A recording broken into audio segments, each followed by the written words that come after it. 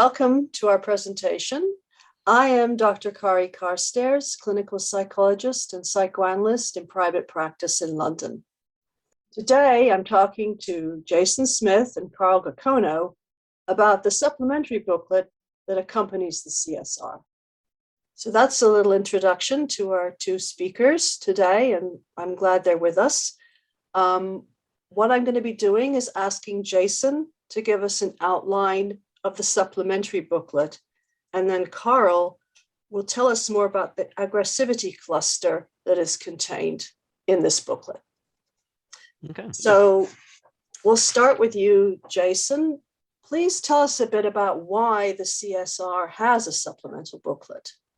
Okay, so obviously when Exner created the comprehensive system and now the comprehensive system revised, the variables in there are very good at assessing patients. However, there are some good supplemental scales that people use, clinicians, researchers, such as the Rorschach Oral Dependency Scale, the Gacono and Malloy Aggressive scores, that can add more to the clinical understanding of a patient. So we wanted to provide a booklet for people that are interested in these different scales, which I'll talk about, to give them a way to score them reliably, all kind of have all information in one spot that would be helpful for them. Right. So it's like a sort of consolidation of this extra work that has been done. Exactly. Yes. Yes. With different chapters with different authors contributing. Right. Okay. And who has been working on this booklet? Who are the main people who've been involved with this? So myself, Patrick Fontaine, and Ifat Weinberger are the editors of the book. So we were kind of overseeing everything. And then in the different chapters that we have, I'll go through the different topics. So in the chapter for the Rorschach Oral Dependency Scale, Ifat and Robert Bornstein are working on that chapter. Carl and myself worked on the Gacono and Malloy extended aggression scores, and he's going to talk a little bit about his aggressivity cluster as well. The mutuality of autonomy scale, Chris Fowler and one of his students, Natasa Johnson, is working on that chapter. Myself and Carl are working on the Cooper, Perry, and Arno Rorschach Defense Scale chapter. Mm-hmm. We have Anna Marie Rosso working on her extended space scores. We have Shira Tibone working on her reality fantasy scale, the RFS2 scale. And then we have John Stokes and David Pogue, who are working on the ego impairment index. Great. Sounds like a great team and quite an international team, if I may say. Yes. Yeah. Okay. So you've started to give us an overview of what's in the booklet. Mm-hmm. Can you say a bit more maybe about how it's structured, the format of it, and what it adds to the CSR? Yes. So each chapter will have kind of a background information about the scale. It'll include reliability and validity and any new current research with the scale. And then the main kind of point in there is how to score it reliably and then interpret the scale, how clinicians and or researchers can use it. And then it just adds to the CSR, just giving more options to people. I think that's always good to, if they're flexible or they want to learn something new and add to the CSR interpretation. Right. So it sort of helps the clinician to hone in on something that's of particular relevance to the case. Yes, I would say so. Yes. Right. And if I understood you correctly, when you use the chess, then you automatically get these scores if you put it into the program, or how does that work? Yes, you'll be able to score them based on the interface, that they will be options for you to score them in the program. So there's no, it's anything you have to add on or anything like that. If you choose to use them, great. If you don't, it's not required that you score them. Mm-hmm. Mm-hmm. Okay. Is there anything else you'd like to say? I think you've given us a good overview, but is there anything else that we would need to know to understand what this booklet offers? And nope. Again, we're working on the chapters. We hopefully have it at some point this year. shooting for July to release everything for the Our book. Congress, yay! So we are working diligently, finalizing everything.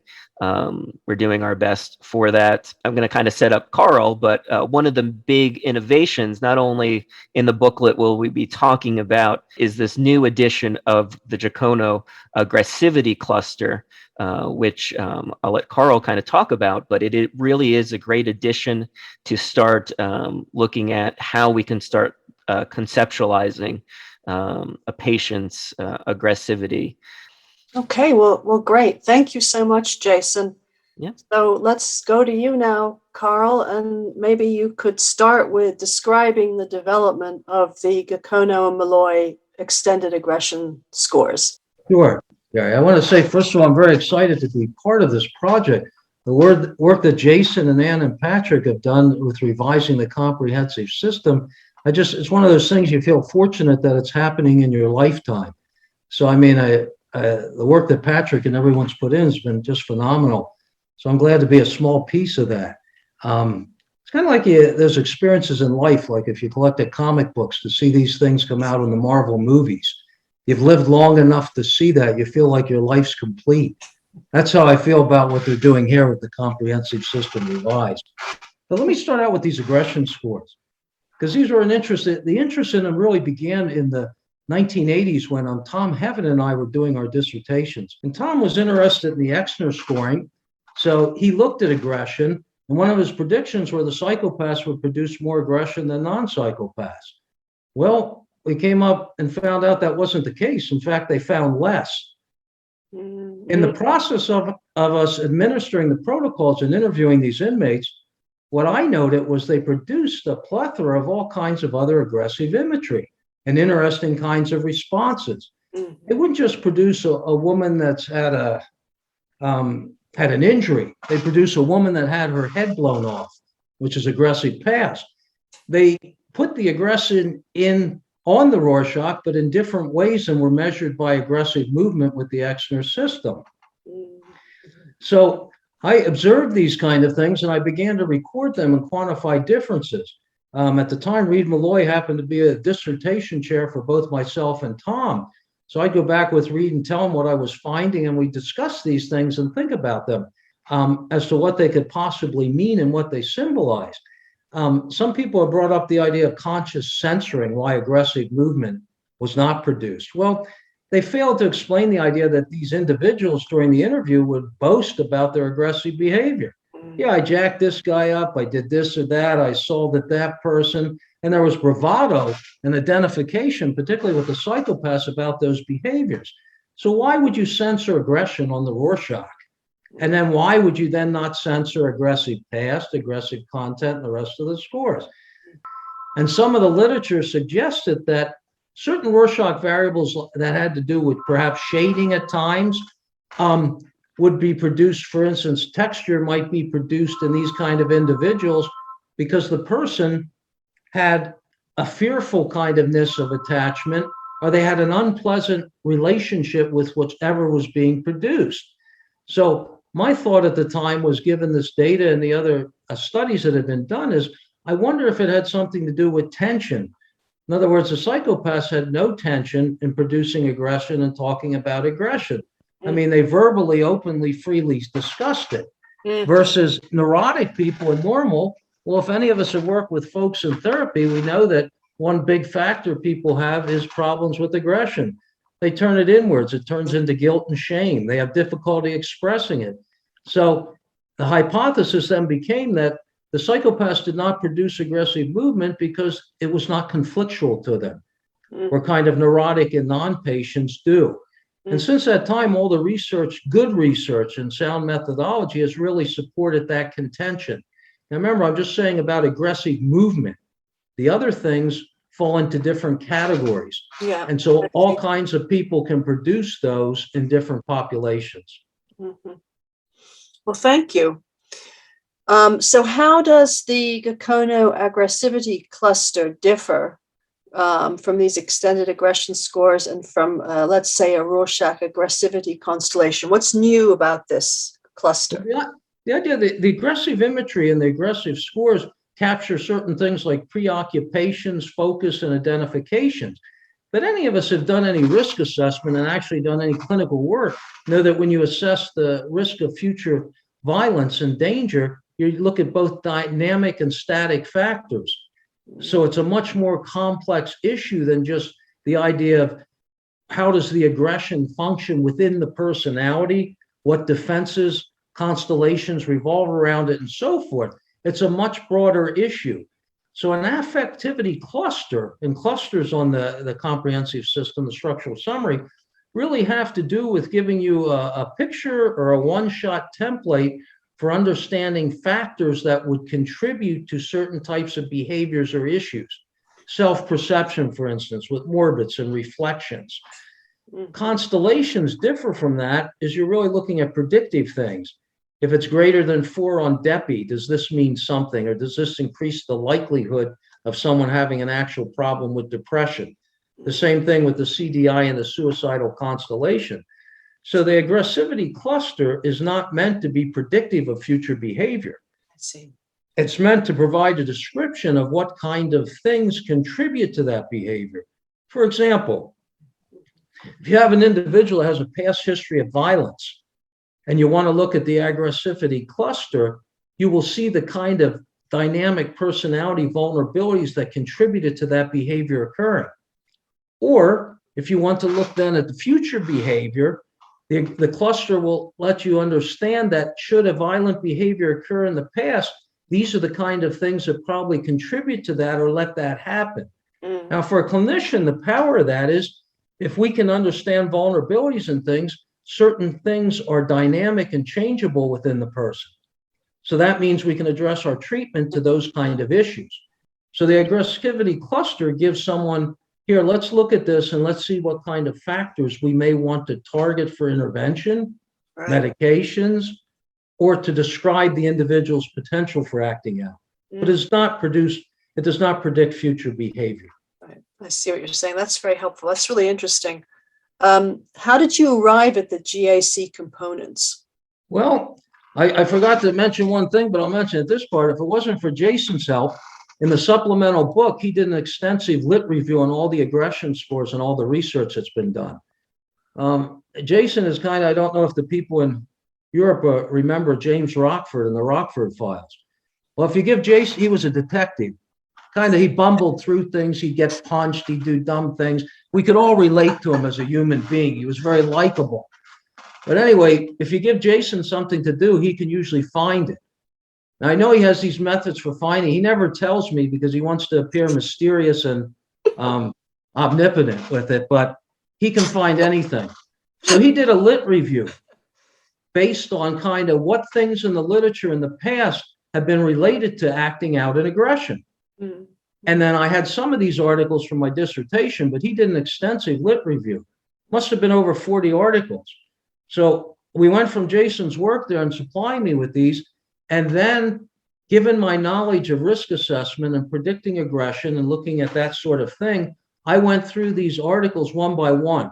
It took about 4 months.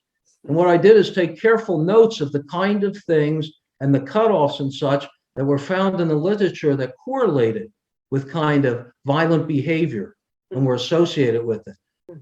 That's how I arrived at the components.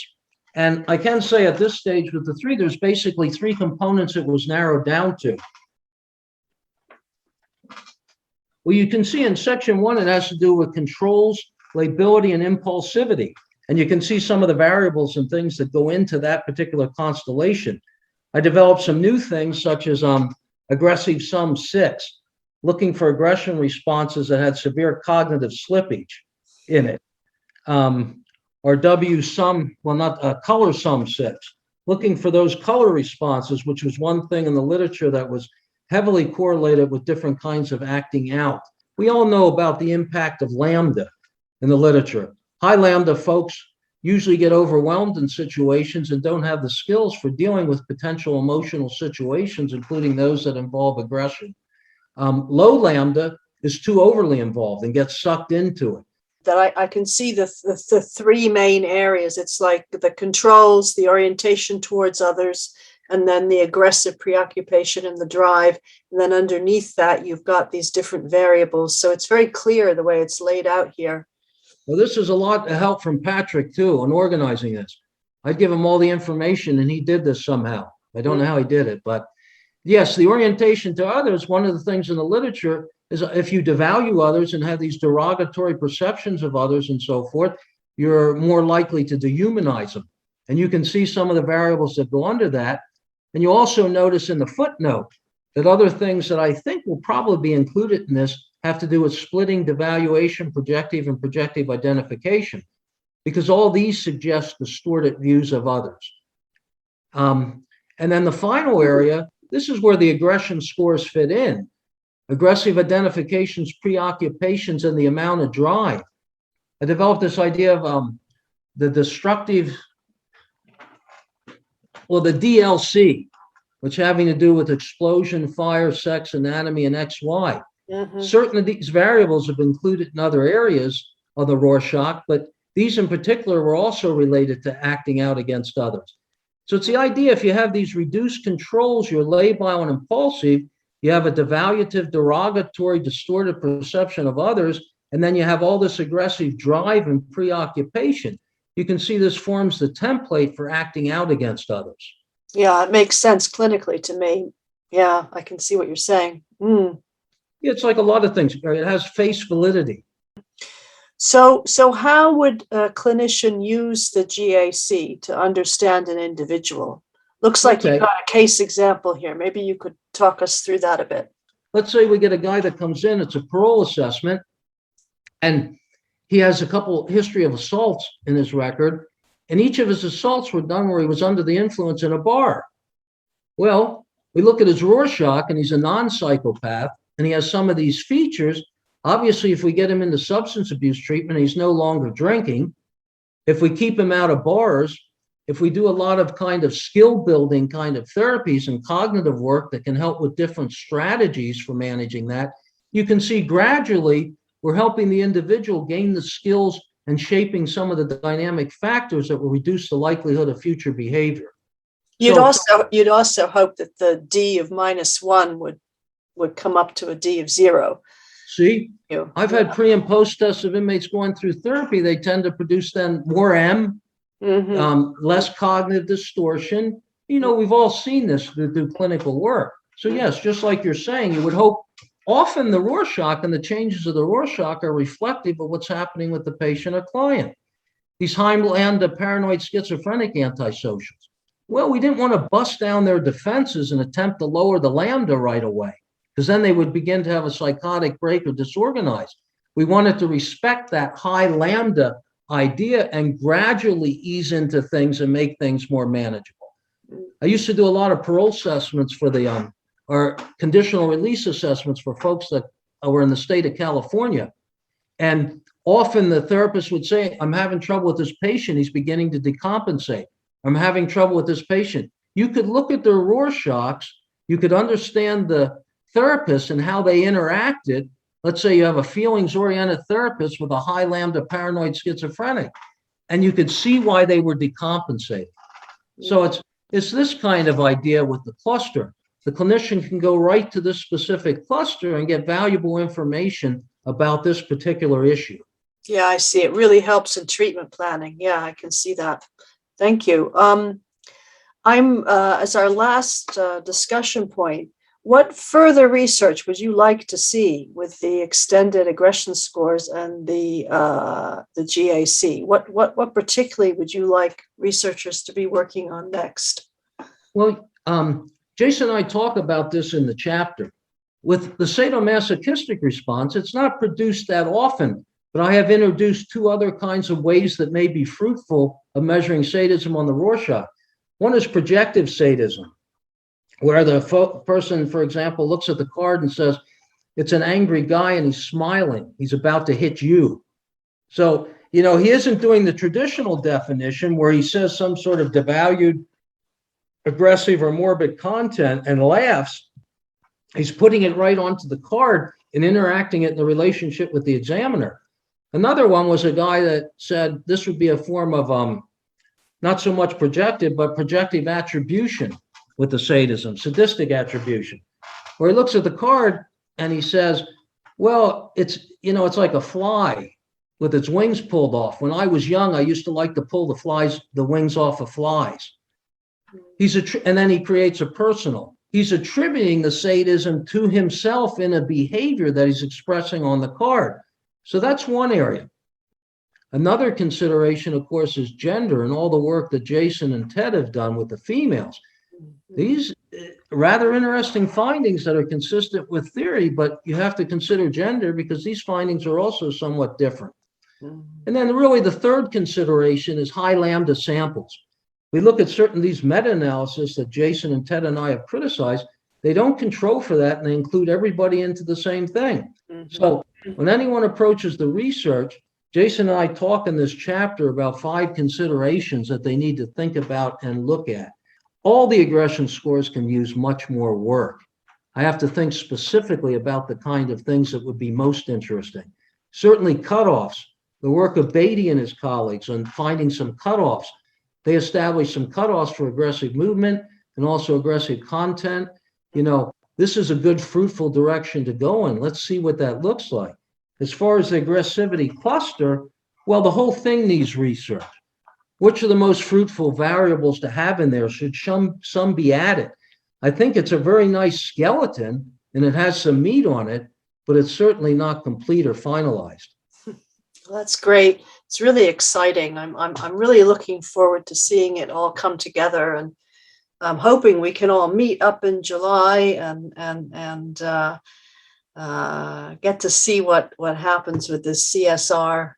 It's really very exciting. Thank you so much, both of you, for giving us your preliminary thoughts, and we're really going to look forward to learning more when the booklet comes out. So there we have it, an overview of this supplementary booklet. We hope it's of interest to the Rorschach community. And we're now going to put up an email. If anyone who's watching has any questions or comments, please do email and you will get a response. We want to hear what you have to say. Thank you all very much. Thank you, Harry.